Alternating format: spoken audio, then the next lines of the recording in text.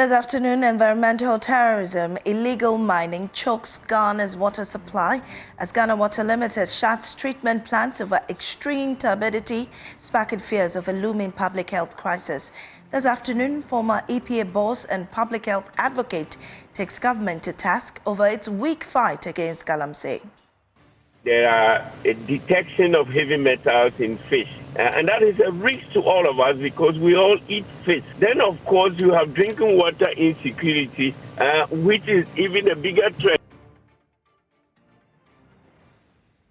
Also, minority petitions diplomatic community to stay government's hand in the arrest of former government and opposition party officials less than 48 hours after President Mahama indicated dockets are ready for court action. We have details of that coming up shortly. Also, all set for the third clinic of the EcoBank JoyNews Habitat Fair 2025, opening today at Good Park near the Accra Mall. We hear from organizers who say exhibitors will be offering heavily reduced prices on a wide range of housing needs, from building materials to furnishing and decor, to make home ownership more affordable. This year, we are focusing on quality. And so we've taken time to select credible providers of quality goods and services. For the next 60 minutes, we have these and more, including business, sports, showbiz, and world news. Joy News, independent, fearless, credible. Please stay.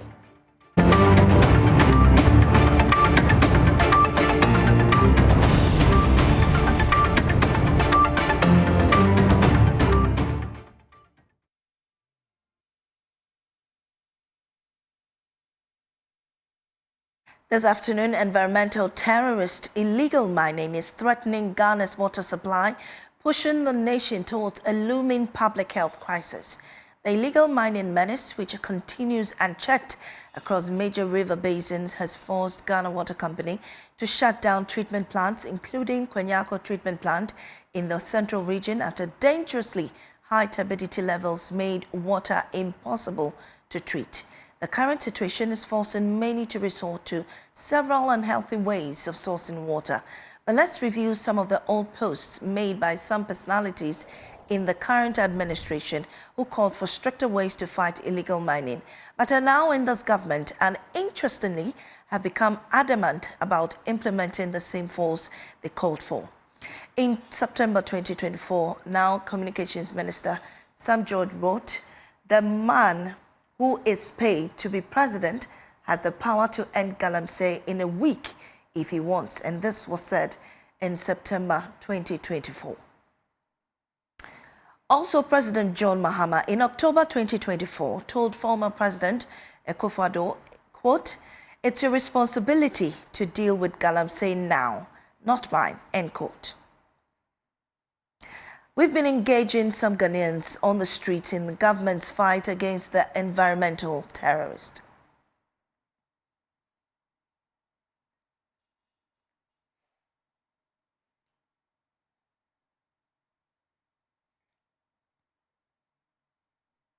Well, we'll bring you that later, but right now we have former Environmental Protection Authority boss and public health researcher Dr. John Kingsley Krugu on the phone with me. We're grateful for your time, sir. With the current situation we are in, Ghana Water Company shutting down treatment plants and many complaining of severe water shortage, how does this affect public health? Thank you very much. And good afternoon to your listeners. I think the question is very asking whether the extent to which we have put our health at risk as a people, with the extent to which galamsey is expanded. I think that the risk is huge. And all of us have to be seriously worried.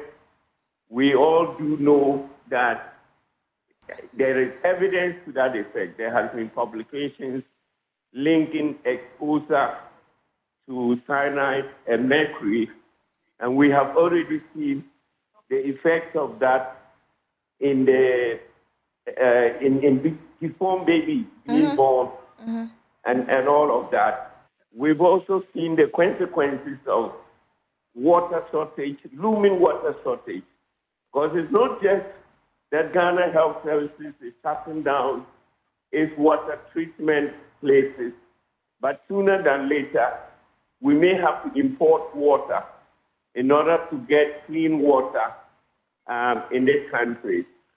And the broader risk to the environment is huge. So we need to take every single step to address this matter. Otherwise, we are all in trouble. Aside from deformed babies, health problems such as cholera and typhoid fever, are they expected to go up if areas in the central region, for instance, where water plants have been shut down, could go up?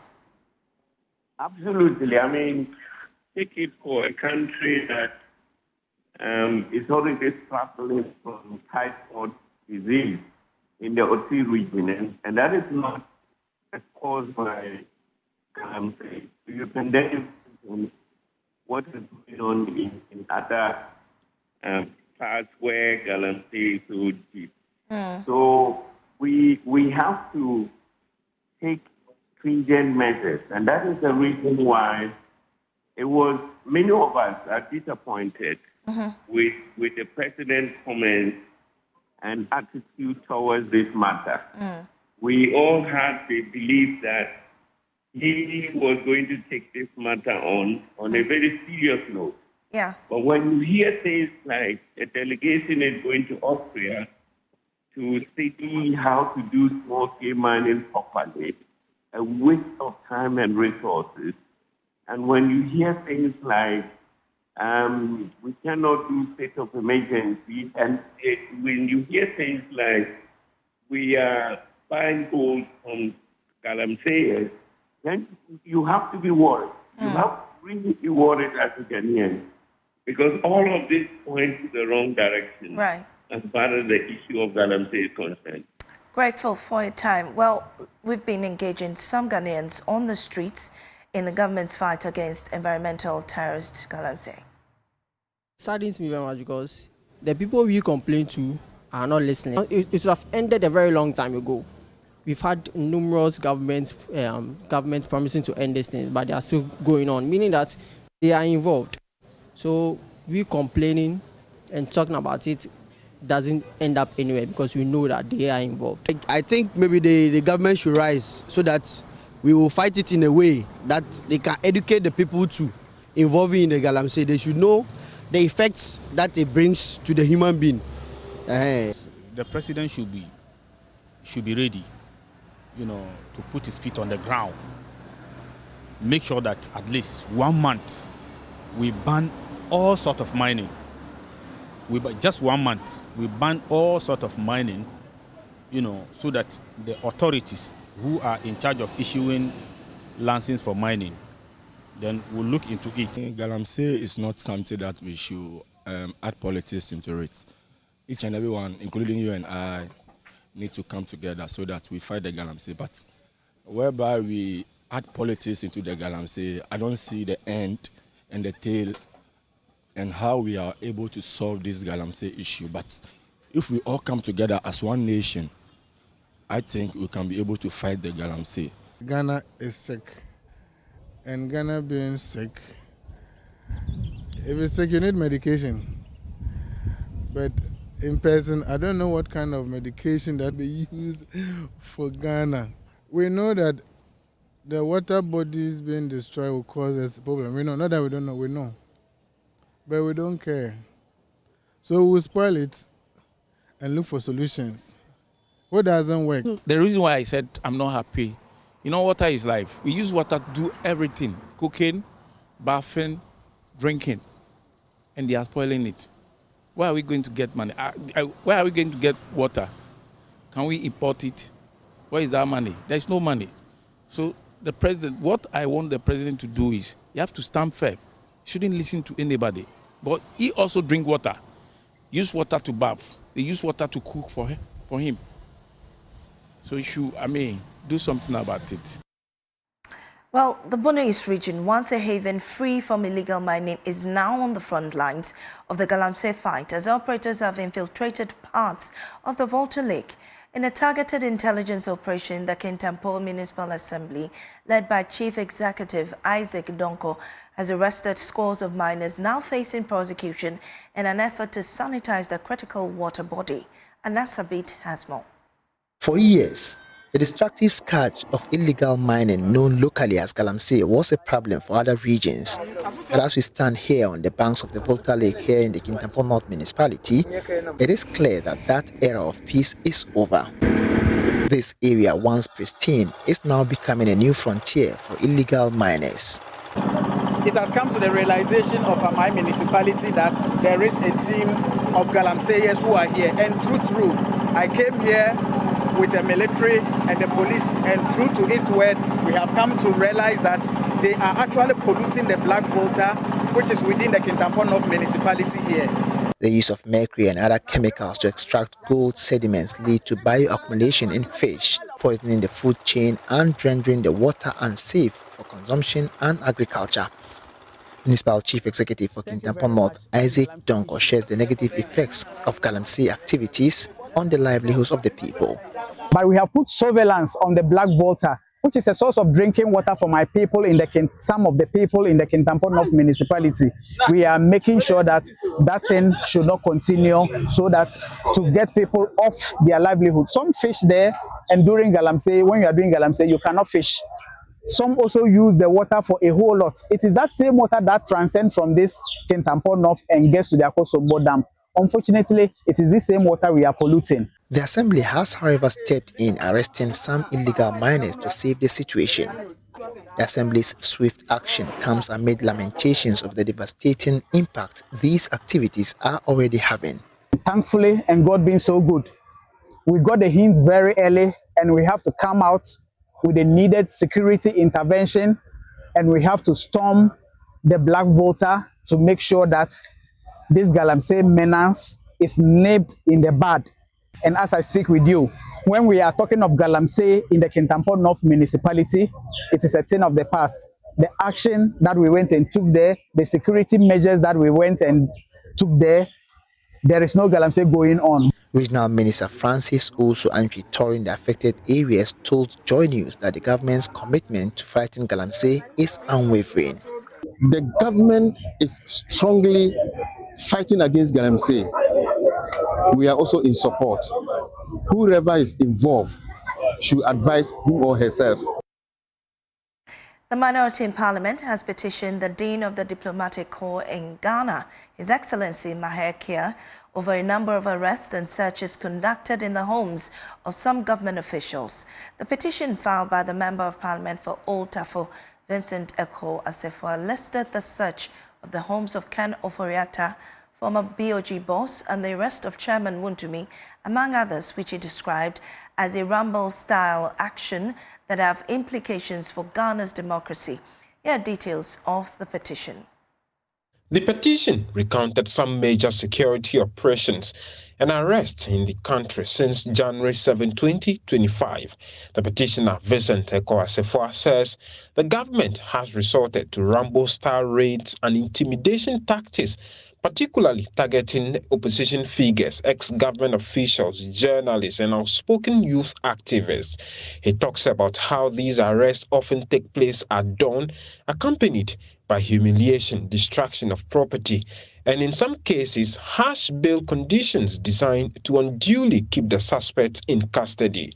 The petition cites high-profile personalities such as Dr. Ernest Addison, Ken Oforiatta, Reverend Intim Fojo, Chairman Wontumi, and Abronye DC, as well as young activists and commentators like Katechie Frifa, Adenta Kumi, Fanti Comedy, Priscilla Dua, and Sir Obama as victims of this campaign. The claim is that state institutions like the police, IOCO, National Security, and the OSP are being weaponized to punish critics rather than fight corruption. The petition makes 4 appeals to the diplomatic corps. 1. that they recognize the arrests as threat to democracy. 2. Put pressure on government to halt unlawful arrest and persecution. 3. Call for rule of law and due process. And finally, provide international support for Ghanaians resisting what they describe as authoritarian tendencies. On update with some of these cases so far, the former finance minister is still on the wanted list of the OSP and Interpol Red Notice. Former governor Enes Addison has been dragged to court by a citizen, Alan Babil, over his alleged role in the debt structuring process. It is unclear where the state is now with regards to the Ntimfojo case, but Chairman Wontumi is yet to be put before court. On the matter of prosecutions, President John Mahama has indicated that the docket is fully built and ready to be put some of these officials, including Entry Bonsiako, popularly known as Chairman Wontumi, and others before court once the legal vacation is over. He spoke during his meeting with the press on Wednesday. Over 200 cases are under active investigation, with about 80 people interrogated so far. Several prosecutions have begun, progressing steadily and remaining firmly on course. In the Republic versus Edubuan and 3 others, the state has submitted witness statements together with all other documents, and trial has commenced. And the first of 3 prosecution witnesses have been called and have been cross-examined by counsel for the accused person. With the SkyTrain case, for instance, the prosecutors have secured a trial date, as all preliminary matters have been concluded and the trial is set to commence. For the National Service Authority case, due to its expansive nature, charges have been drafted and will be filed as soon as the legal year begins against the following person: the Republic versus Osei Sibe, the Republic versus Eric Nyaku, the Republic versus Gifty Owari. Also for the National Cathedral, we are awaiting a forensic audit from the Auditor General.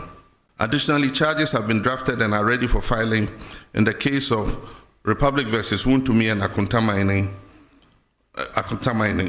The Economic and Organized Crime Office, IOCO, is finalizing its report with respect to Exim Bank transactions. Dockets are in preparation for the buffer stock case and the drip equipment case. Investigations are ongoing into the African Cup of Nations case, the Mart Set case, and approximately 20 other cases currently. Let me be clear, every single case of corruption that needs to be investigated is being looked into. And once evidence is found to ground the prosecution, that will happen and happen swiftly. Well, stark contradictions in official government statements are fueling fresh concerns this afternoon over the true situation in conflict-stricken Gbenyiri. Interior Minister Murtala Mohammed suggested earlier this week that 65% of displaced residents had returned. But JoyNews checks point to the reluctance of many families to return. Let's hear from the Savannah Regional Minister, who says the change in security protocols is to ensure the total end to the conflict in the area. We have also revised our security plan to put security men at most of their communities, and indeed, where we cannot get even security men at most of the community, but they should be located within a certain nucleus. Tents are being erected for the security men so that within a short time, if there's anything, they can quickly rush to the said area to be able to attend to the issues on hand. We are aware that the conflict has subsided, and indeed the leadership are working very feverishly to make sure that we build the level of trust and confidence. We are equally aware that miscreants can want or may want to take advantage of this situation and carry out some nefarious activities of their criminal acts. Now, the difference is that they were patrolling. The men were patrolling and stationed at major towns, which were seen as the center of any activity that may come up. But this time around, they are going to further redeploy two communities themselves and be stationed there at least for a while. We've been giving tents. National Security has provided us tents for the security men to go and locate their camps in those areas. Meanwhile, Public Relations Officer for the Ghana Education Service, Daniel Fenyi, admits the threat to lives of the teachers and students and has warranted a closure of schools and suspension of teaching and learning in the area. When human lives are involved, in order to protect human life, that is the lives of our students, the lives of our staff, what we normally do is to close down schools so that, schools and education environment are usually environments that attract the eyes of people involved in conflict, because it is normally seen as an area that people gather. A lot of students gather, a lot of teachers gather. And so once conflict breaks out and we realize that it poses a threat to the lives of our students and our staff, we first close it down so that it doesn't become that attractive spot for people to endanger the lives of our students and our teachers. So that at the moment, that's what has happened. Schools have closed down. Learners have joined their parents, their families. Some of them have been camped. Well, let's take you now to the community, and joining me is Salisu Bea Ruby, Savannah Regional Minister. Grateful for your time, sir. How does the Regional Coordinating Council respond to concerns that Gbenyiri remains unsafe despite reports of residents returning? Unfortunately, we've lost the minister on the line. We'll try and get him. But let's talk to my colleague Rebecca, also joining us live from the community. What's the state of the community as of today, Rebecca? Okay, as of today, the community is very calm due to the security patrol team on the Gbenyiri solar. So the security is very calm. Just that students who are supposed to be in school, most of them have to be away in classrooms that these students are supposed to come and occupy. Those classrooms still have been shut down. Some of the teachers stay in Sola, and Monday to Friday they have to travel from Sola to Gbenyiri to teach. But because of the situation at hand, most of the teachers who have decided or have possibly not go to school because they don't also know what will happen. So some of the teachers have abandoned school, and the students too, most of them have stayed with their parents. But as we speak, the community in Gbenyiri is very calm, and the security patrol team with the police, they are actually doing well, patrolling the whole community just to ensure that there is peace and unity. How many residents are present in the area as of now? As we speak now, we can count about 30, and many of them are female. And the agents, then some are physically challenged. And these people, they cannot run further. So they have come back to the community just to stay. And we are praying that peace will prevail in Gbenyiri, Sola District, and its environment. Do we know how they're taking care of themselves? Are available, facilities for them to use? Food, water, shelter? Some of them have relatives in the Sola District after. So sometimes they have to buy food for the security to send to them. And the district and regional administrators, they are also trying their best. Morning, afternoon, and evening, they always provide food for these refugees and those who are able to go back to their community, just to make sure that the little food they have will sustain them for some time. Right. Thank you very much, Rebecca Natoma, giving us an update on the Gbenyiri situation. Well, the court has remanded the Bono Regional Chairman of the New Patriotic Party, Kwame Bafo, popularly known as Abronye, into police custody after he was arraigned today on charges of offensive conduct conducive to the breach of public peace. He will return to court on September 19. The Ghana Police Service, in a statement issued on Monday, September 8, confirmed that Abronya had been arrested last week and held in custody ahead of his court appearance. Although the police did not disclose details of the conduct that led to his arrest, the outspoken politician has recently attracted widespread public attention. Before now, he had filed for asylum in 8 countries, comprising the United States, United Kingdom, France, Italy, Canada, Spain, Germany, and Cote d'Ivoire, alleging political persecution and threats to his life.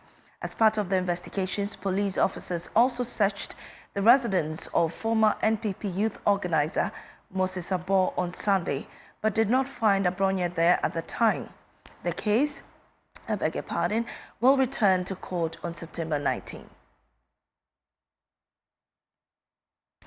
The Eastern South Regional Police Command has confirmed the arrest of Alhaji Sofo Azoka, a National Vice Chairman of the National Democratic Congress, in connection with an alleged assault on Alhaji Masawudu Osman, the 3rd National Vice Chairman of the opposition New Patriotic Party, during the Kwatia by-election on September 2, 2025.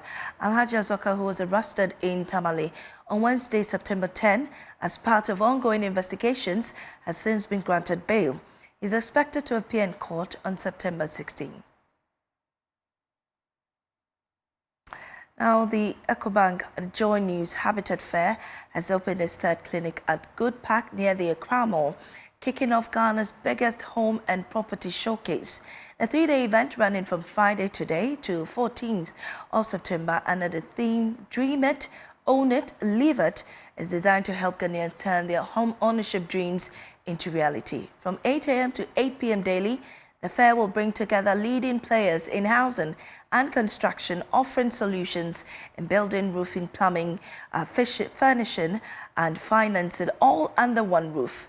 David Maxfuga is General Manager, Sales and Customer Service at the Multimedia Group. This year, we are focusing on quality. And so we've taken time to select credible providers of quality goods and services for this year's clinic. And so all roads lead to the Good Park. Pass by and have solutions to all your housing needs. We've also arranged for some service providers, sectors like the Lands Commission, to be there, and also to be able to answer some of the questions on land acquisition and litigation. So be there and have your solutions provided.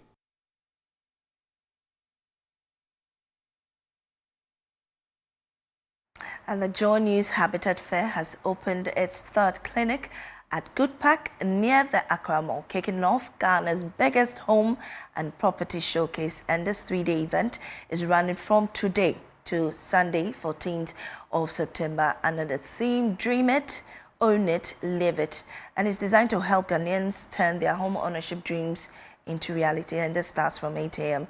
to 8 p.m. daily. And the fair will bring together leading players in housing and construction, offering solutions in building, roofing, plumbing, furnishing, furniture, and financing, all under one roof. And we had there David Maxfuga, the General Sales Manager.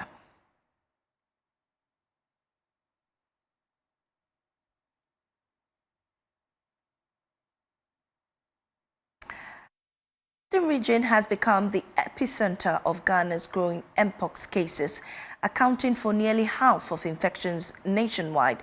Health officials say a mix of mining activities, migration, and poor follow-ups are fueling the spread. Natalia Kwanzaa has more. Since May, when the first case was detected in Takwa in Swahim, the western region has been on high alert. The Ghana Health Service says the region has now recorded more than 220 confirmed cases, raising concern about how the outbreak is being contained. Since the 12th of May, when Mpox visited us, it showed up its head in the Takwa in Swahim municipality with a case of a miner, and Takwa Insoi municipality is a mining community. The Regional Health Directorate activated the Emergency Operation Center, the Public Health Emergency Response Team, to fight the outbreak. And since May till date, we have recorded a total of 224 positive cases. The response plan has been highly multidisciplinary, including coordination efforts led by the Regional Coordinating Council, the regional minister himself. And some of the refugees from La Côte d'Ivoire and Liberia have become part of our communities. They travel in and out frequently. And currently, there is also an ongoing outbreak of Mpox at La Côte d'Ivoire. And we are high alert at the border to ensure that cases that reports are detected on time. We have about 1 to 2 kilometer stretch of coastline. And so we also receive ships coming in because we have a harbor also located at Sekendi Takrady. So that's the brief overview of the region to let you appreciate who is bothering us and who comes in and out over time. These are all risk factors for Mpox. The numbers tell a worrying story. Nationally, half of all cases are from the Western region. Public health experts say while some interventions are working, the outbreak is far from under control. Mpox is not new in Ghana. In 2022, we had 120 cases. It spanned for about 3 months, it went off. 2023, we had 8. 2024, we had 5. We are 4 months into it, the cases are still there. So are we getting it right? What interventions are we using? I mean, those are the issues we need to be looking at. Because clearly, if I listen, it's like we are covering all the areas. So why is the outbreak still there? And I think that is what we need to be answering.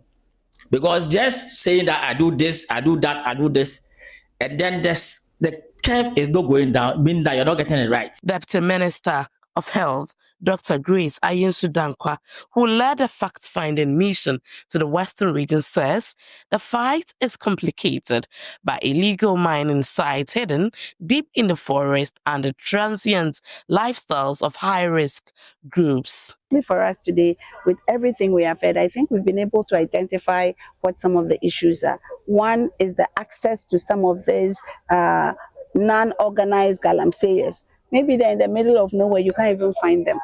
And there's no trace as to even where they are. So they are lost to follow up. So when we are following up contact tracing, we can't find them, as you saw the contact tracing. And also another one is maybe resources, even for our health staff, to get to that area to find that one person. So that one too may be a barrier. The third one is that the public education that we are doing, where are the targeted areas? Are we doing it in the markets like this European town, the ghettos there? That is where the high-risk people we've identified. Let's revisit Habitat Fair, where my colleague Adobia Sari is at Good Park, and she joins us live. Adobia, what kind of exhibitors are on the ground?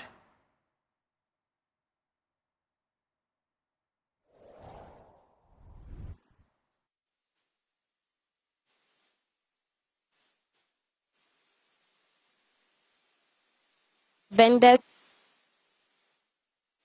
right behind part exhibition. And I mean, if my cameraman could pan, we have Vodafone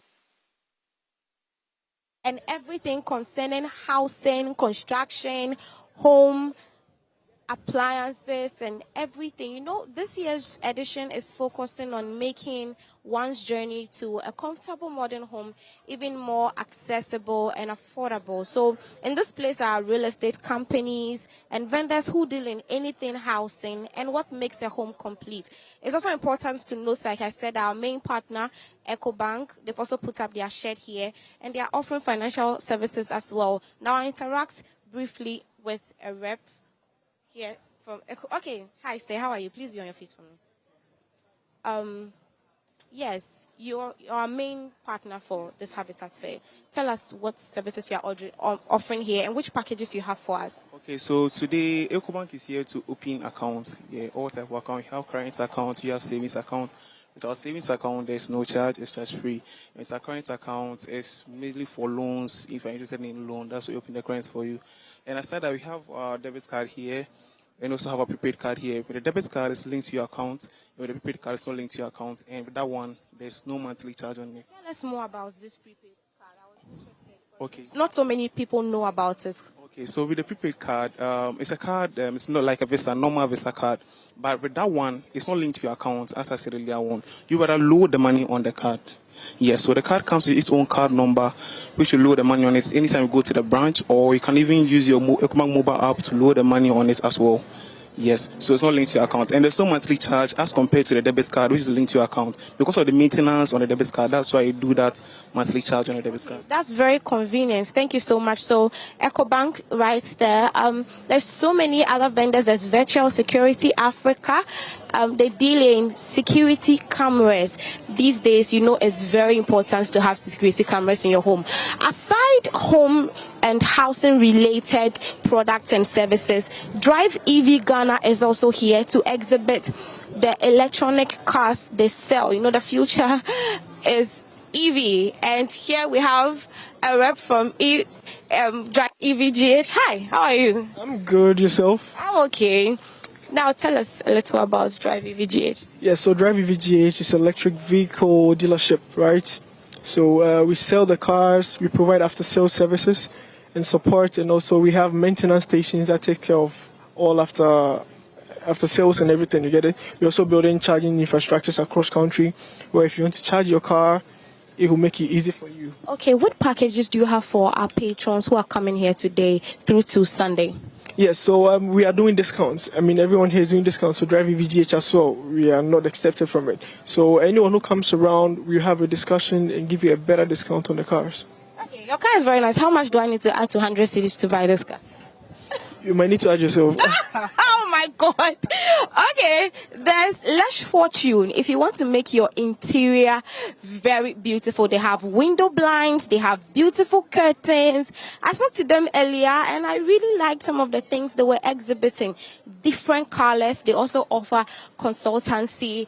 They are able to advise patrons on which particular binds and colors to choose from their home. So here we have a rep from Lush. Which packages are you giving to our patrons today if we want to patronize you? We are giving up to 30% discount. Yes. So depending on what you choose from us. So you just come to our space. You have samples that we have. You choose from it. We do curtains for you. There we go. So what we do actually is that when you come to our space, you come to your side, take measurement of your place, give you samples that we have. You choose from it. Then we give you estimate. You make half payment, curtains is fixed, you pay us. Good to go. Wow, Mame, I'm sure our audience took answer. The deals here are so sweet. Earlier when we got here, it was drizzling and it was quite heavy, so it held patrons back a bit. But right when I was talking to you, I could see some people coming in. I don't know if it's far-fetched to guess them, but what I want to tell us is that the patrons have started moving in, and so hopefully they'll be trooping in their numbers. But like I said, aside building materials and anything concerning home, we have our telcos here. There's Telecel, there's MTN, also offering nice packages and good services. So today hopes to be very, very exciting. I'm seeing so many things that I hadn't seen before. There's Euroworld. There's a whole lot of vendors here willing and ready to serve patrons with sweet, sweet packages, sweet, sweet discounts. So take advantage of the JoyNews Ecobank Habitat Fair and make your home a dream home, a reality. The Adobia will definitely be coming there later today because it's running throughout till 8 p.m. and throughout this weekend. So do make a date at the Good Park and go fetch something for your home. Now, it is a uniquely patterned hairstyle reserved for the royal maidens of the Asante Hema. Tracing its origins to the ancient Asante Kingdom, the hairstyle, known locally as Inchinchim, is now worn occasionally by female servants at the Menshia Palace to distinguish themselves as the sole maidens of the Queen of Asantes. As the Asante Kingdom prepares to pay its last respects to their monarch, Nana Konadu Yadom III, the 13 maidens of the Queen Mother are eulogizing her legacy and impact with a unique hairdo. In this special feature story, Emmanuel Braikwegu tells the cultural significance of the hairstyle and the tale of the female servants who are drawn from specific royal and trusted families in Asante to serve the Queen Mother. The royal maidens of the Asante Hima, known locally as Imodwafo, are the unique servants of the Queen Mother who run errands for her both indoors and publicly. They lead and sit right before the Asante Hima at Derba grounds, just like the Afinakrafo of the Asante Hine's court. The appellation at this Derba to the Asante Hima, Nana Kunedu Yadom III, was to be the last time they would ever chant to the 14th Queen Mother of the Asante Kingdom.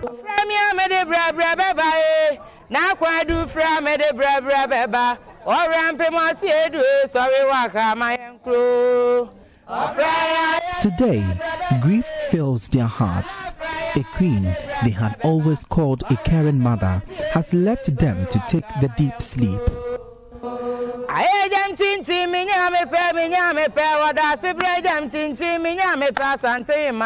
They chant and sing some of the favorite songs of the deceased Queen Mother to adore her.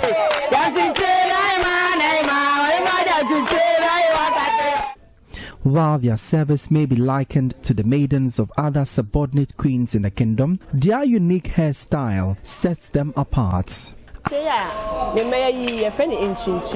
As the queen joins her ancestors, these maidens pay their last respects to her with a unique Inchinchim hairstyle. The Modwahine leads and guides the duties of these ladies at the Queen's Palace. This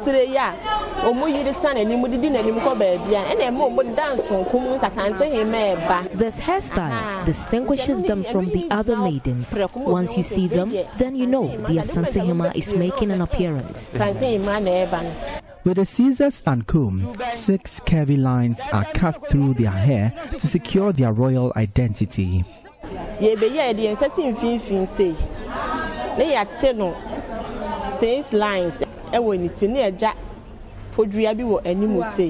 hold the middle of the hair and cut through it to form 6 lines. We leave some hair at the forehead and at the back of the head. Drawn from other royal families in the kingdom, they are attendants of purity and loyalty, whose very presence magnifies the honor of the Queen's stool.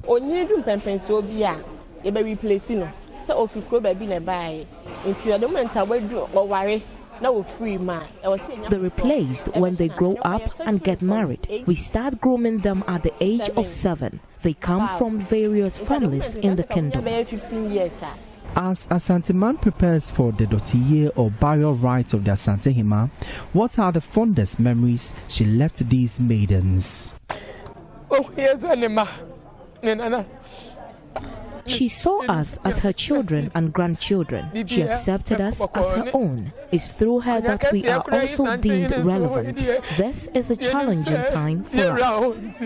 For these maidens, the fondest memory, legacy, and impact of the Asante Hima, Nana Kunedu Yadom III, will forever be etched in their hearts and minds.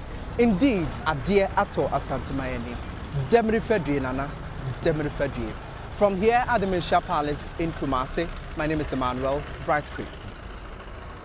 For watching JoyNews Today, we'll take a break. We return with business.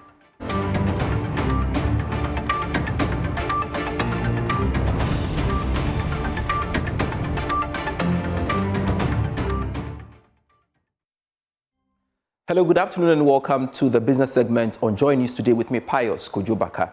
The African Youth Conference on Natural Resources and Environmental Governance has rallied over 2,000 participants across the continent, with young leaders urged to drive climate action and sustainable resource management in line with the SDGs and the African Union's Agenda 2063.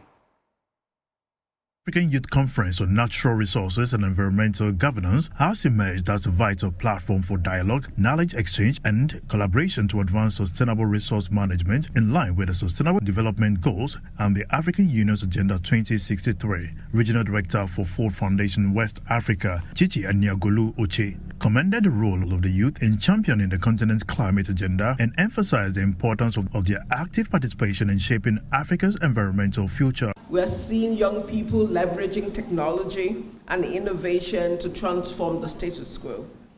But while these stories of youth courage are powerful and inspiring, we must also face hard truths and acknowledge that poverty, exclusion, and desperation have driven some young people into activities that harm and degrade the very environment that we seek to protect. The reality of illegal gold mining in Ghana, Burkina Faso, Mali, Senegal, and northern Nigeria, as well as illegal refineries in Nigeria's Niger Delta, makes your leadership even more urgent. It reminds us that the fight for sustainable governance is not only about policies, but also about justice, fairness, and opportunity for all. From the policy perspective, Director at the Ministry of Youth Development and Empowerment, Mohammed Sani Adams, underscored the need for adopting natural resource accounting across districts to promote accountability. Every institution, every country, and for that matter in Ghana in particular, I believe that all the district assemblies must have an interest in natural resource accounting, so that when you know the value of the natural resource that you have, and you know that the natural resources that you have are depleting and they deplete with time, then you know the value you are placing on them, and you also know how you are utilizing them. And I just cited an example, for example, the sand winning. If this assembly, for example, is rich in sand, and people just win the sand and you benefit for a trip of sand less than 100 cities, it means that you don't actually understand the value of the natural resource that you have. Okay, so the natural resource accounting, for example, will also give you the opportunity, for example, to attract investors. But if you know the value of your natural resources, you can even use it as a basis to go into contractual agreement, to go into loans, to go into other things. But you can go into developing your own district, even without the worry of central government. Held under the theme, Transforming Africa's Natural Resource Governance Through Youth-Led Solutions, the conference convened more than 2,000 participants in a hybrid format. As part of moves to improve relations between small businesses and regulatory bodies, the Enterprise Bureau, in collaboration with the Institute for Liberty and Policy Innovation, has hosted small and medium enterprises and selected business regulatory agencies. The engagement provided a platform for interaction and afforded the participants with knowledge on how to file their annual returns and carry on with their operations smoothly. More in this report.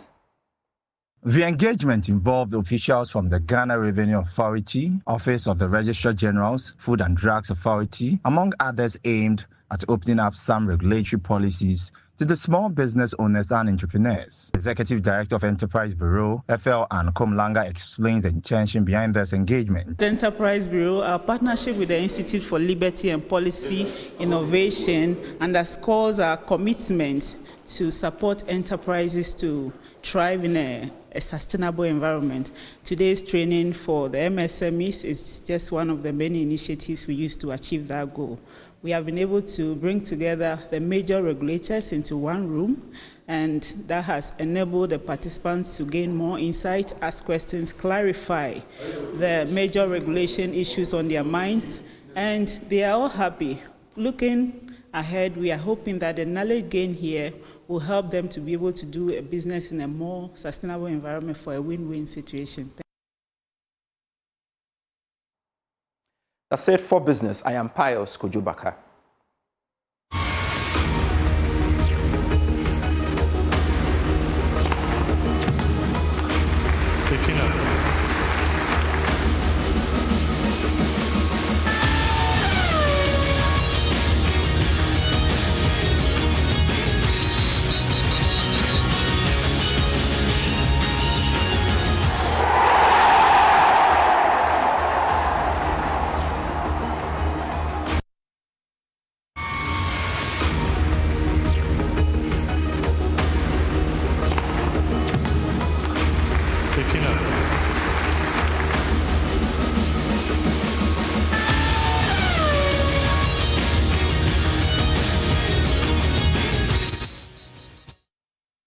We bring you sports now on JoyNews Today with me, Muftawo Nabila Abdullah. President John Dramani Mahama is kicking off the Ghana Premier League 2025-2026 edition later today at the Accra Sports Stadium. Accra House of Oak will be in action against Hohoe United. Let me take you through the fixtures of March Day 1.